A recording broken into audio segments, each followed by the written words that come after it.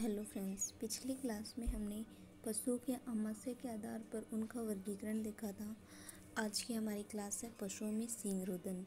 तो पशुओं में सींग रोदन की 5 मेथड होती हैं।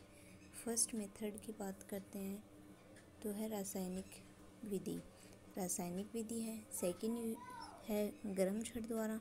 थर्ड है इलेक्ट्रॉनिक डीहॉर्निंग और फोर्थ है इलास्ट्रेट या रबड़ बैंड विधि और 5 है आरी विधि। फर्स्ट विधि को देखते हैं हम। तो हमारी पहली है रासायनिक विधि। रासायनिक विधि जो है ये गाय और भैंस में अधिक प्रचलित है। इनके लिए गाय भैंस की उपयुक्त उम्र मानी जाती है 7 से 15 दिन, यानी कि जब पशु 1 से 2 सप्ताह का होता है तब ये विधि की जाती है। ये वैज्ञानिक विधि है, सर्वाधिक उपयुक्त विधि है। इसमें कास्टिंग पोटैश यानी KOH और सोडियम हाइड्रोक्साइड इस रसायन का यूज करते हैं और ये रासायनिक मेथड जो है ये सबसे बेस्ट मानी जाती है। ये ओनली गाय भैंस में प्रचलित है। उपयुक्त एज 1 से 2 सप्ताह मानी जाती है। ये वैज्ञानिक विधि और सर्वाधिक उपयुक्त विधि है। अगर एग्ज़ाम में पूछ लिया जाए कि रासायनिक विधि में किस रसायन का यूज करते हैं तो हमारा राइट आंसर हुआ KOH। हम NaOH भी होता है लेकिन हम पहले प्राथमिकता किसको देते हैं, KOH को देते हैं। सेकंड विधि है गर्म छड़ द्वारा, हॉट आयरन रोड। तो गर्म छड़ के द्वारा इसमें क्या करते हैं, गर्म छड़ द्वारा करते हैं। ये विधि सुरक्षित विधि नहीं होती है क्योंकि इससे क्या होता है, पशु में कीड़े लगने का खतरा जो है वो बना रहता है। तो ये वैज्ञानिक दृष्टि से सही मेथड नहीं है।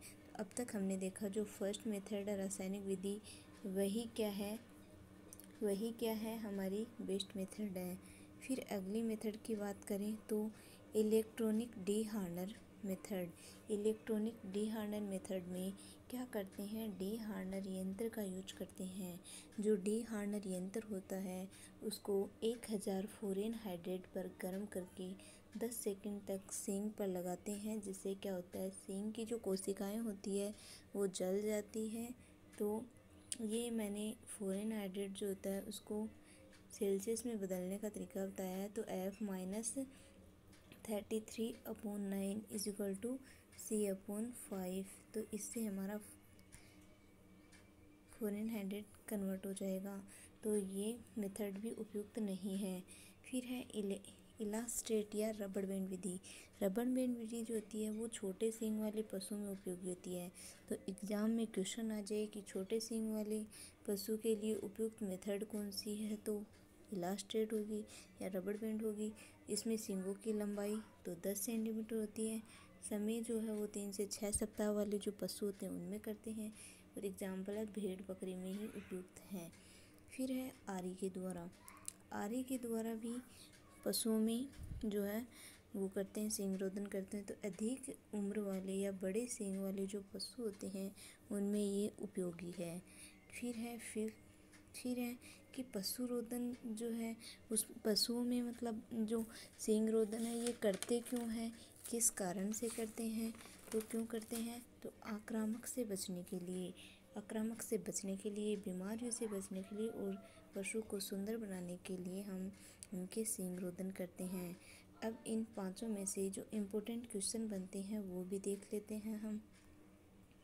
तो फर्स्ट क्वेश्चन है सींग रोदन का सबसे उपयुक्त तरीका कौन सा है। तो सबसे फर्स्ट तरीका जो था रासायनिक मेथड वाला वही क्या है, सबसे बेस्ट है।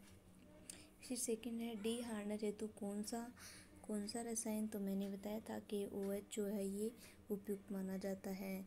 फिर थर्ड क्वेश्चन है सींग रोदन हेतु कौन सा यंत्र काम में लिया जाता है, तो डीहार्नर जो यंत्र वो काम में लिया जाता है और इसे 1000 फ़ारेनहाइट पर क्या करते हैं, गर्म करते हैं। बड़े सींग वाले पशु में कौन सा उपयोगी